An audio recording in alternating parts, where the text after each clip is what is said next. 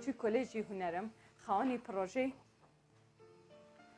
و ئەم شوێنەی کە لێی وەستاوین پێک هاتووە لە هەموو ئەو پلانانەی کە ڕۆژانە ئیشم لەسەر کردووە لە مانگی حوتەوە تاوەکو ئێستا و حەزەکەم باسێکی بیرۆکەی پرۆژەکە بکەم کە بیرۆکەی پرۆژەکە لەکوێوە هاتووە. بیرۆکەی پرۆژەکە منۆ کوتاکێکی مینە لە نێو کۆمەڵگەی کوردی و لە نێو خێزانی کوردیە کە ئەمە هۆکار بووە هەتاوکو ئەم پرۆژەیە لە ناو بیری منە هەڵبقڵێ و ئیشی لەسەر بکەم و پرۆژەکە پێک هاتووە لە پارچەی جلی ئافرەت کە ماڵ بە ماڵی کوردستان گەڕاوین و لەگەڵ ئافرەتەکانە قسەمان کردو ئەو ئافرەتانەی کە توندوتی ژیان بەرامبەر کراوە هەموو ئەمانە بەشدارن بە پارچەیەک لە جلی خۆیان کە ئەکاتە 9678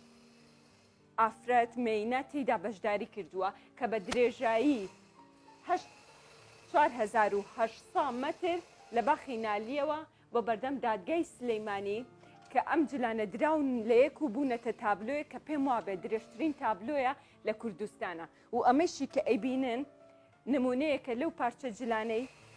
کە هەڵ ئەواسرێ لە کۆتاییە من ئەمەوێ ئەوە بەبیربێنمەوە کە زۆر سوپاسی CDO ئەەکەم کە هاوکاری من بوون تاوەکو پرۆژەکەم بە ئەنجام بگەێنم. ڕۆژی دووشەمە لە باخی نالی سعات 11 چاوەڕوانمان بن.